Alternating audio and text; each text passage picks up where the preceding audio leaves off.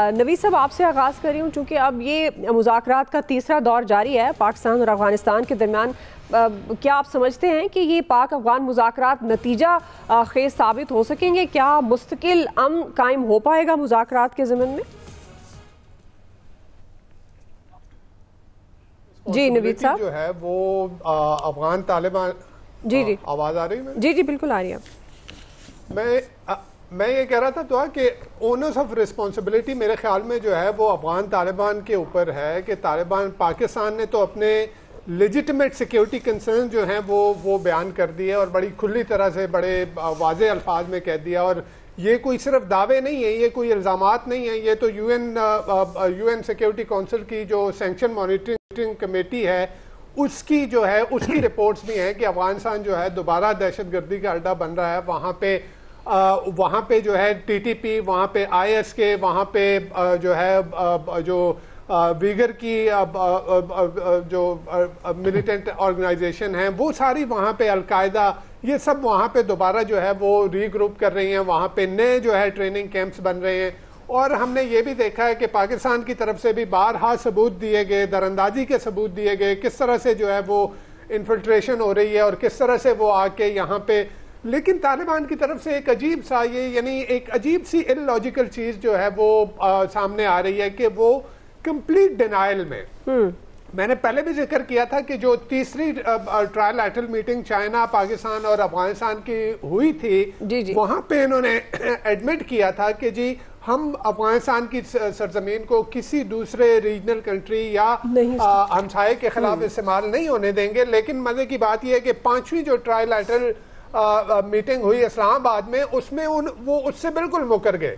तो ये एक डिनाइल जो है उनकी तरफ से, ये एक बड़ा इलॉजिकल डिनाइल है। लेकिन अगेन इसके पीछे भी दो तीन चीजें जो है वो नजर आ रही हैं। एक तो मेरे ख्याल में तालिबान रिजीम की अपनी लेजिटिमेसी और अपनी पॉपुलैरिटी जो है वो अफगानिस्तान में कम हो रही है और उसको बॉल्स्टर करने के लिए वो शायद वो नेशनलिज्म का कार्ड इस्तेमाल कर रहे हैं। इसी वजह से वो ड्यूरेंट लाइन का इशू जो अफगान सरहद का इशू है उसको उठाते हैं। तो मेरे ख्याल में ये उनकी तरफ से एक ये भी हो सकता है, एक उनकी अपनी अंदर की जो कंधारियों और हक्कानी नेटवर्क के बीच में एक टग ऑफ वॉर चल रही है, एक कशाकशी चल रही है, ठीक है, वो रीजन भी हो सकती है। और तीसरी ये कि ये दोनों TTP हो या TTA हो, दोनों मेरे ख्याल में एक ही सिक्के के दो रुख हैं। आइडियोलॉजिकली, नजरियाती तौर पे वो एक। जी आमिर साहब, ठीक है जी, चूंकि वक्त कम है इससे जरा। जी आमिर साहब, देखें, सिंपल सी बात है कि कतर और तुर्की दोनों मेजबानों को, पहले वो मेजबान थे और अब तुर्की वाले हैं और वहां मौजूद हैं उनके नुमाइंदे। पाकिस्तान ने वाज़ेह तौर पे कल बता दिया था और आज भी यही बात है कि बात करनी है तो फिर सॉलिड रास्ता बताएंगे। हमने उनको बता दिया है कि आपको क्या क्या इकदाम उठाने और TTP को, BLA को, इन सब के दहशतगर्दों को जो पनाहगाहें मुयस्सर हैं और जो रसद मुयस्सर है उसको रोकना होगा। और वरना हमने उनको बता दिया कि आप नहीं रोक रहे तो हम अब अपना फैसला कर चुके हैं और आपको दिखा चुके हैं कि फिर हम आपके पास आके वहीं पे मारेंगे। तो तालिबान को जो गलतफहमी है कि इंडिया आके उनकी मदद कर सकता है, हमने बिल्कुल हर ऑप्शन को सारी दुनिया पे जो हमारे दोस्त हैं उनको क्लियर कर दिया है।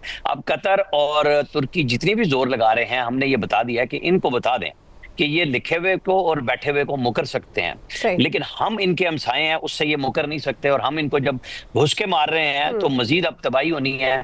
फिर अभी तक हमने तालिबान रजीम जो इस वक्त गवर्नमेंट है उसको कोई नुकसान नहीं पहुंचाया। हमने दहशतगर्दी के अड्डे जहां पे उनको फैसिलिटेट किया जाता है उनको जाके, चाहे वो काबुल के नजदीक हो, चाहे वो हमारे बॉर्डरिंग एरिया हो, हमने हर जगह पे उनको निशाना बनाया है और इनको सबूत भी दिए हैं। हम अक़वाम मुत्तहिदा की भी बात कर लें, जो मर्जी कर लें, लेकिन हमारे पास तमाम ठोस शवाहिद मौजूद हैं। फैसला तालिबान ने करना है, पाकिस्तान अपना फैसला कर चुका हुआ है कि अब आपने इनके साथ जाना है, TTP BLA के साथ, या इनसे आपको अलग करना। जी आया साहब, नवीद साहब की आखिरी बात से इत्तफाक करते हुए कि ये दोनों एक हैं, इनमें कोई फ़र्क नहीं। ये बहुत मुद्दत से मेरा मौक़िफ़ है इस हवाले से। दूसरा ये भी बात ठीक है कि वो शायद इंडिया की शय उनको महसूस हो रहा था। तो देखिए, आप जो रूट कॉज है जब तक वो ख़त्म नहीं होता, जो इन्फिल्ट्रेशन हो रही है, जो दहशतगर्दी पाकिस्तान में हो रही है, उस पर काबू पाने की यकीन दहानी जब तक आप नहीं कराएंगे, हम आगे कैसे बढ़ सकते हैं। और ये अफगान महाजरीन भी, मैं क्या कहूँ इन्हें, महाजर तो बड़े अच्छे लोग हुआ करते थे, पनाहगुज़ीन ही कह सकता हूँ। इनसे तो यूरोप वाले भी अब तंग आ गए। मतलब जिस मुल्क में गए आपने उसका बड़ा गर्क कर दिया जाके। और एक चीज़ अफगान तालिबान हो या वो दूसरे वो जो कलअदम तंजीम तालिबान हो, इनको एक चीज़ नहीं भूलनी चाहिए, याद रखनी चाहिए, इनका अगर सर्वाइवल हुआ है माजी में तो वो पाकिस्तान की वजह से हुआ है। और अगर पाकिस्तान के साथ ये बराह रास्त जंग छेड़ेंगे तो फिर इनके पल्ले कुछ नहीं रहेगा। ये क्लैरिटी से बता दूं। जी क्विकली ना ब्रेक से वापस आते हैं, यहीं से कंटिन्यू करेंगे। जी वेलकम बैक नाज़रीन। इलियास साहब, आपके ख्याल में नतीजा खेज साबित होंगे, मुस्तकिल अमन कायम हो सकेगा मुज़ाकरात के नतीजे? देखिए, मुज़ाकरात के लिए दो टोक जो कह दिया उनको, उसके मुताबिक उनको अमल दरामद करना पड़ेगा अपनी सरहद में। जो कि हमारी तरफ से भी जो दहशतगर्द उधर छुपे हैं, भारत की जानब से भी जो छुपे हैं, ख़ास तौर पर जो इंडिया की प्रॉक्सी वॉर लड़ने की कोशिश करें, तो उनको ख़त्म करना होगा। उनके लिए ये नहीं है कि खामोशी इख्तियार करके जी इधर हामी भर लें, उधर जाके कुछ ना करें। अगर इस तरह करेंगे तो फिर उनको मुंह तोड़ जवाब देंगे। बल्कि पाकिस्तान ने साबित किया, उनकी सरजमीन में घुस के उनको बताया कि उनके ठिकानों पर हमला किया। तो ये इनके लिए एक बहुत बड़ा एक ये है, साबित किया है पाकिस्तान ने कि वो कर रहे हैं।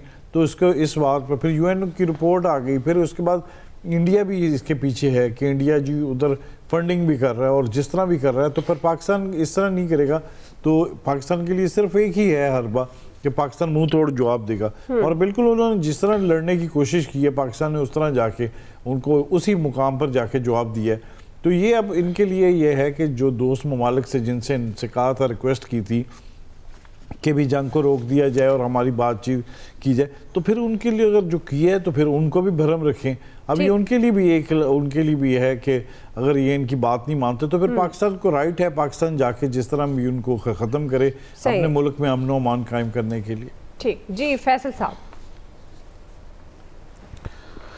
देखिए, तालिबान हुकूमत को जो है ना भारत से शय लेने के बजाय भारत से ना इबरत पकड़नी चाहिए। पाकिस्तान ने भारत का जो अशर किया है, अपने से 5 गुना बड़े मुल्क का जो अशर किया है, तो तालिबान किसी गिनती में नहीं है। मकसद इनका कोई जोड़ नहीं है पाकिस्तान के साथ कोई जंग करने का। ये पता नहीं किस खुशफहमी में ज़िंदगी गुजार रहे हैं, पता नहीं क्या सोच के जो है वो पाकिस्तान से जो है वो कर रहे हैं। ना इनके पास फ़ज़ाइया है, ना बहरी जंग लड़ सकते हैं, फ़ौज भी इनकी बस ऐसी, इनके पास थोड़ी बहुत एक्सपर्टीज़ है तो शायद गोरीला फाइट की इनकी एक्सपर्टीज़ होगी, लेकिन गोरीला फाइट की तो नौबत ही नहीं आएगी। वहाँ इनसे जानने की ज़रूरत क्या। पाकिस्तान तो अपने घर में बैठ के, अल्लाह ना करे वो दिन आए कि जो इनके साथ जो है वो कोई बहुत बड़ा नुकसान हो जाए, ये नहीं लड़ सकते। इनको बेहतर ये है अकल के नाखून लें कि पाकिस्तान से जो है उलझने के बजाय पाकिस्तान के साथ दोस्ती करें। वहीं से इनकी खैर का रास्ता निकलता है, वहीं से इनकी फलाह का रास्ता निकलता है अफगानिस्तान की। तो अपने लिए खैर का रास्ता तलाश करें। ये शर की दोस्ती के साथ जो रास्ता उन्होंने इख्तियार किया है, यहाँ इनको सिर्फ तबाही बर्बादी के अलावा कुछ हासिल नहीं होगा। लेकिन फिर भी इनको इस चीज़ का शौक है तो फिर ठीक है, तो शौक पूरा करने दें। चलें, वक्त ख़त्म हुआ, पॉइंट आपका आ गया। आप सबको बहुत शुक्रिया। आज के एक्सपर्ट से इतना ही, फीडबैक दीजिएगा। ख्याल रखिए, अल्लाह हाफ़िज़।